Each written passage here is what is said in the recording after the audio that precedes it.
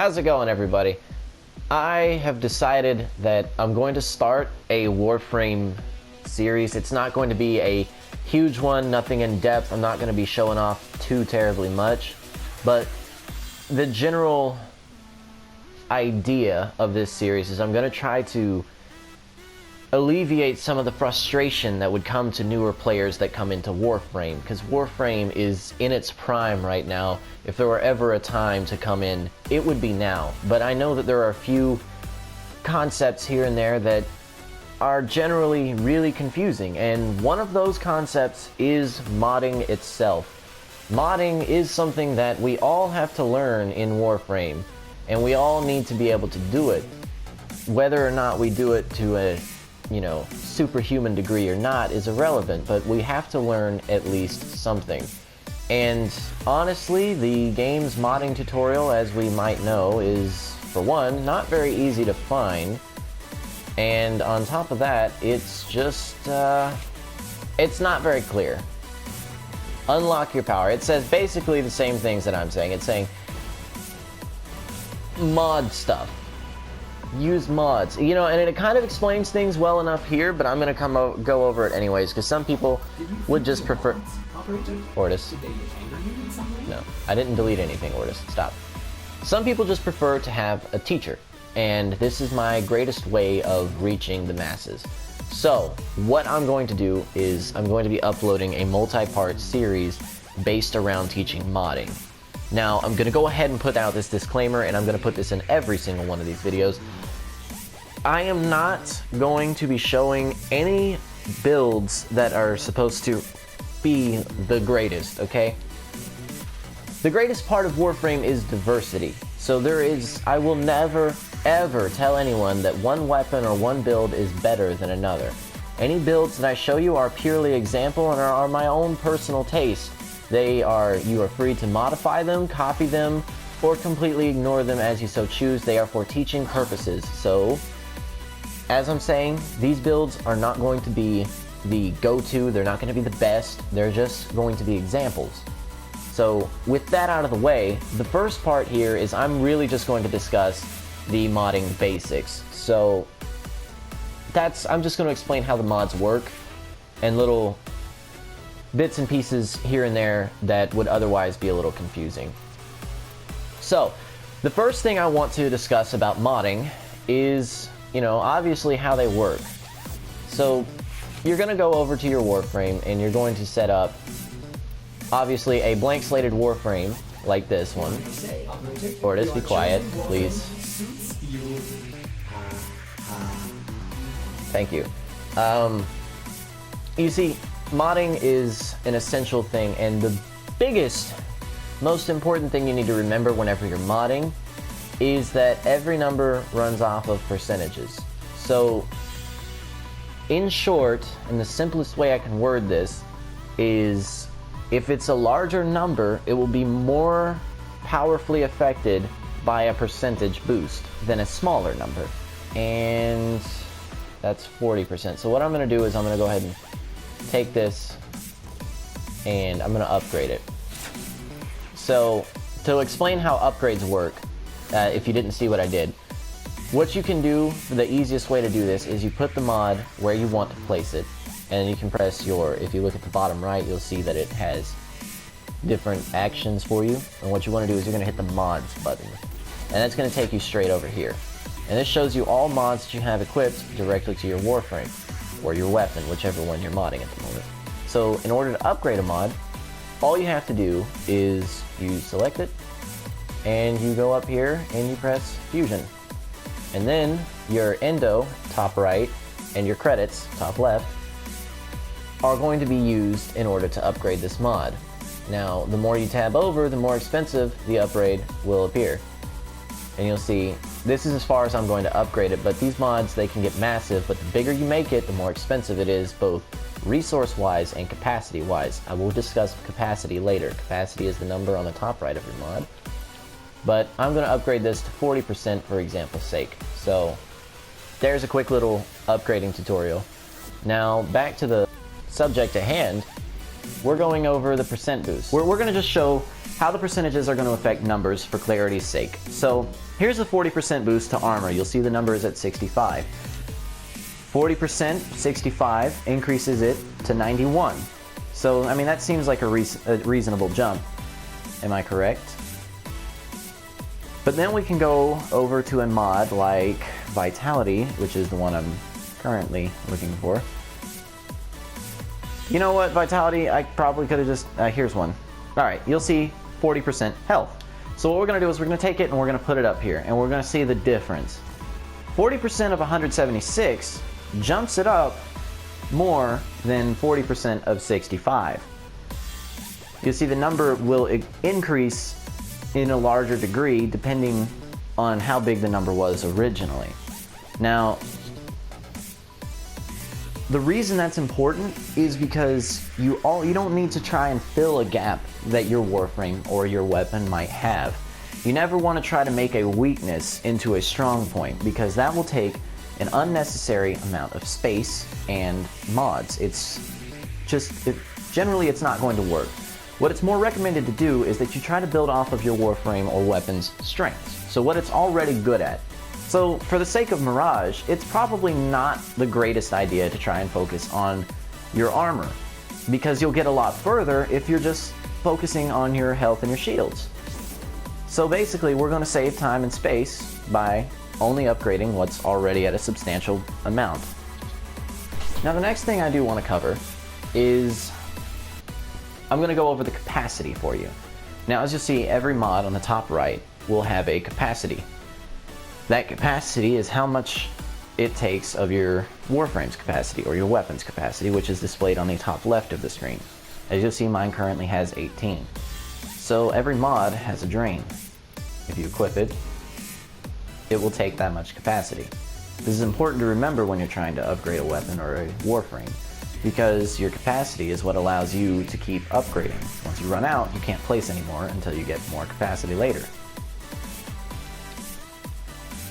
You'll see that once you put in a mod, such as the redirection, like I'm trying to boost my health and my shields, that the capacity is taken away. I'll have 10 capacity used up for that one mod, and then I won't be able to fit any other kind of mod that is bigger than 8. Now that being said, there are little things that you can do to boost your efficiency when modding, and also to increase your general capacity. Every Warframe and weapon on standard caps out at 30 capacity at max rank. So in short, I could solve my problem right now by going and leveling up my Warframe some more. Or other things you can do, such as more efficient storage. You'll notice that every mod, now on top of its capacity, has a little symbol, and that symbol is a polarity. You can match those symbols with the ones in these empty slots, like that. If you put them in there, watch the capacity, you'll see that it actually takes less space, and to be more precise, it takes half. So the bigger the mod is, the more space you save by putting it into a polarity slot that matches. However, trying to put it into one that does not match does the opposite and will actually increase the drain by a few points. So basically, in order to fit my redirection and my vitality onto this Warframe, what I'm going to end up doing is putting my redirection into the polarity slot. Then I'll be able to fit my vitality in pretty freaking easy, am I right? And that is just little things that you can do to save yourself a little bit of space and a little bit of a headache. Now, I'm going to go ahead and go over some of the more basic mods that it's somewhat of a go-to, things that you're going to use on pretty much any Warframe you have. So what I'm going to tell you here is the mods that I discuss here are going to be more primary and should have a higher priority whenever it comes to upgrading mods. Newer players are going to have more trouble trying to upgrade more mods than, say, an older player. Obviously, an older player wouldn't really be watching this video, but the more important ones are vitality and redirection. Now, they are of varying importance depending on the Warframe. There are some Warframes that don't even use a shield, some Warframes that have very little shield, and then vice versa, there are Warframes that have a lot of health or very little health. And the general go-to would be to try and increase whichever one is bigger, or if it's more evened out, you could probably upgrade both without too much of a hassle. Now, for this Warframe specifically, you'll see that my health and my shield are pretty even, but I have very little armor. So rather than trying to upgrade any of my armor, then I would just be focusing primarily on my health and my shields. Now, armor mods are another more basic, very common mod. Tenno, a new alert has begun. It will be marked on navigation. It is a more common one that you will use frequently amongst different Warframes. The higher your armor, the higher your damage resistance. However, this damage resistance only applies to your health, not your shield. However, if you have very little armor, upgrading your armor would be very expensive with very little result. I'm not saying you should never do it, because there's some smaller Warframes where that extra armor can be the difference between life and death. But that's where modding comes in as sort of your own intuition. You need to figure these things out. You need to figure out if it would be smarter to upgrade your armor or not. Typically, a higher armor Warframe is more adversely affected by an armor mod. So, health, shields, and armor. Those are very basic mods. You're going to want to upgrade those. I'm not going to tell you to max them. As you see, I still haven't maxed mine out. I don't see much point in it because they get really expensive, and these numbers have helped me through thick and thin. They have worked plenty fine for me before, and I don't see too much reason to upgrade them other than a few specific builds, but I'm not willing to dish out the resource. Now, on top of your armor, shields, and health, you'll have energy mods. And that mod is Flow. You'll probably get this as a reward for a junction, or you might luck out, somebody might give it to you, you might pick it up from an enemy. Somewhere along the lines though, you will end up with Flow. And what I can tell you is this is a staple mod. You're going to want this upgraded just about for any Warframe out there, because there are very few builds that are able to replace actually upgrading your energy max. This is very selective. So in general, Flow is a primary mod that you're going to want for anything, and you're going to want it upgraded as soon as possible. More energy means more powers. More powers means you probably won't die as fast. Now, speaking of power, you'll see there is duration, efficiency, range, and strength. These are all affected by mods, and there are more basic mods that are more accessible.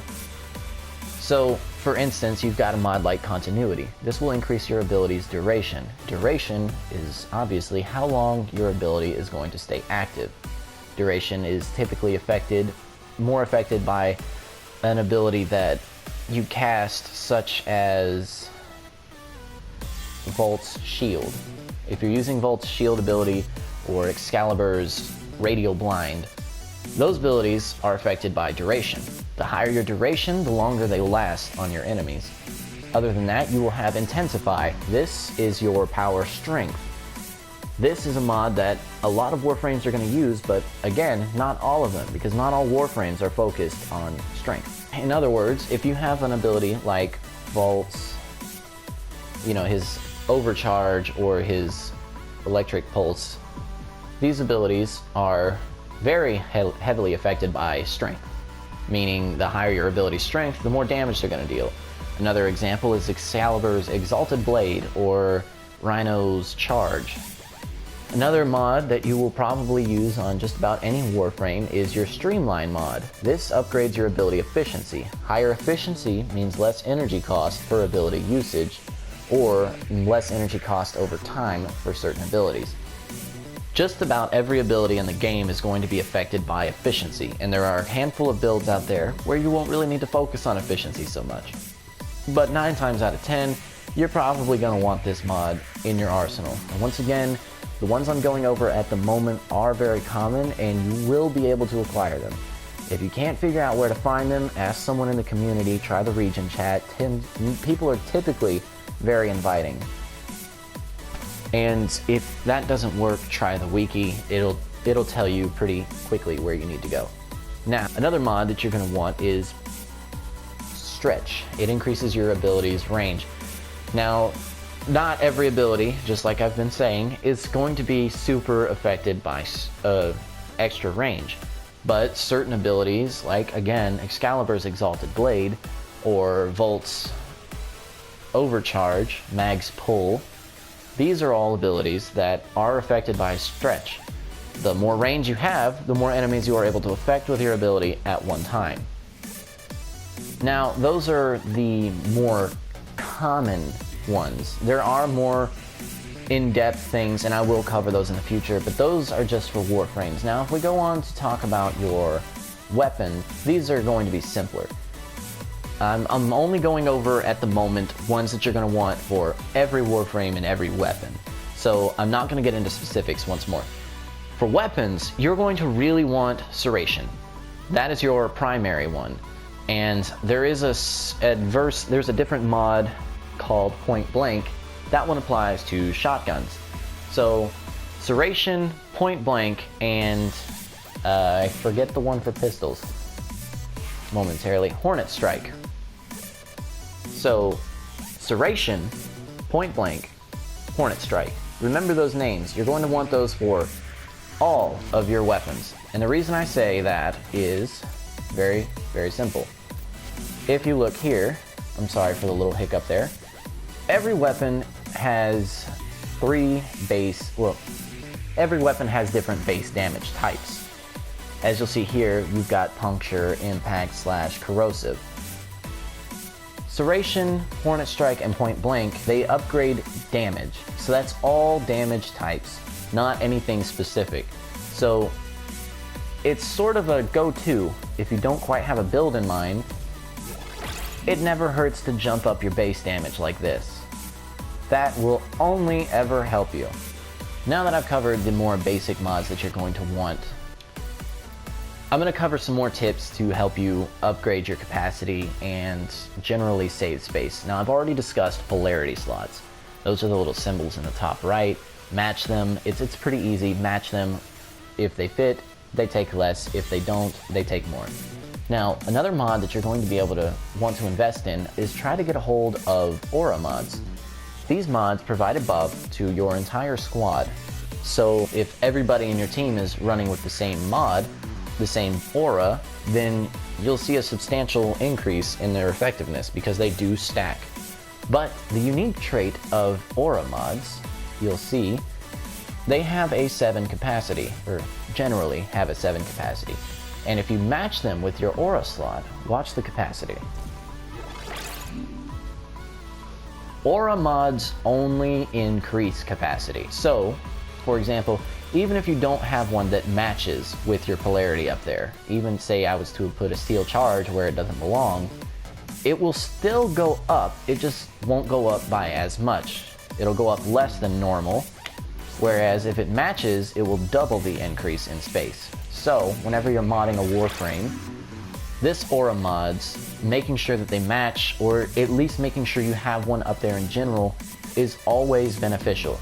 They're always going to be important to you. So if you ever see an alert for one that pops up, make a lot of effort to get it, or maybe ask the community, or if anybody's willing to help out the new guy and offer off maybe a couple of auras. I've been known from time to time to give away any extras that I have. That's why you see I don't have many duplicates.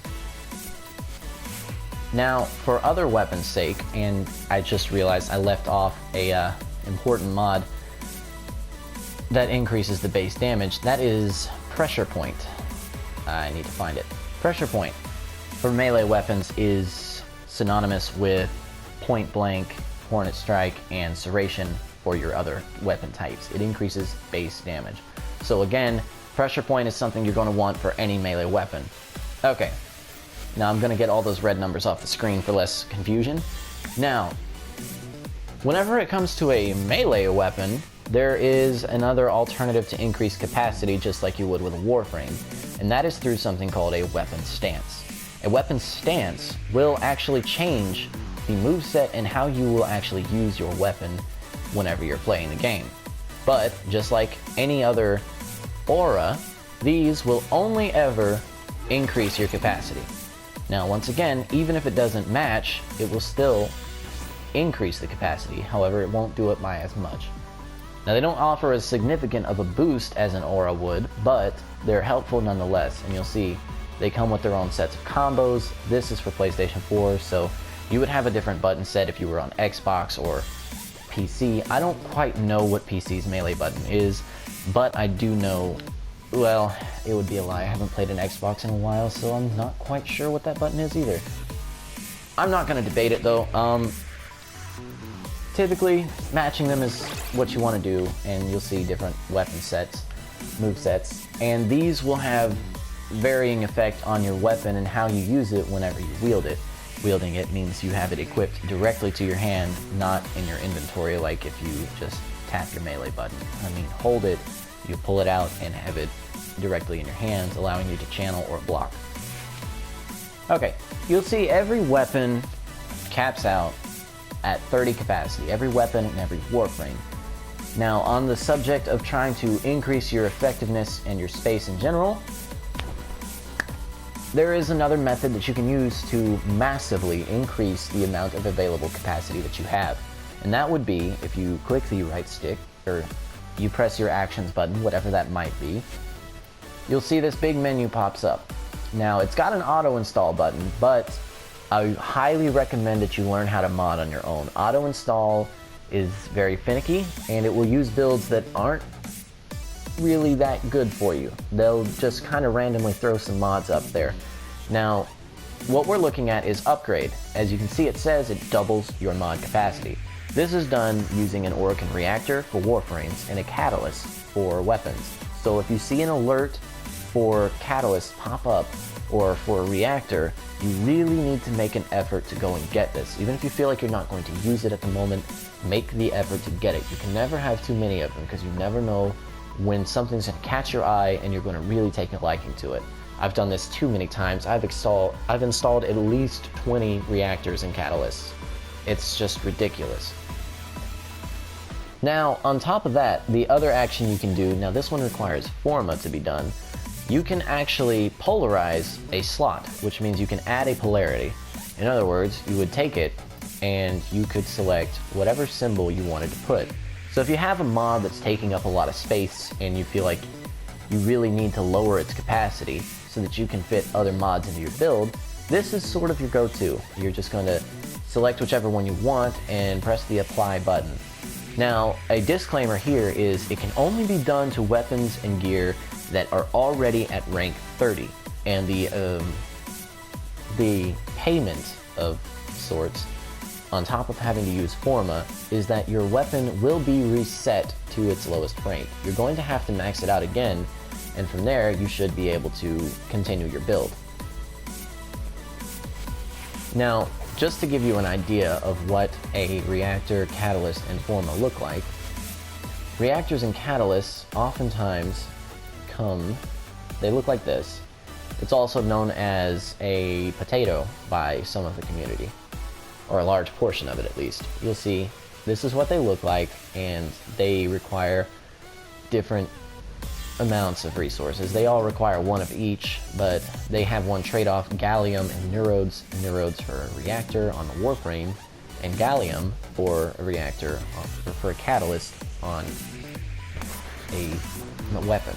Then on top of that, Forma this is what it looks like. This is how you'll know what it is. It requires pretty much the same thing as a reactor. Now, Forma you can get from opening relics. I will discuss relics in another video. It'll be a very short one.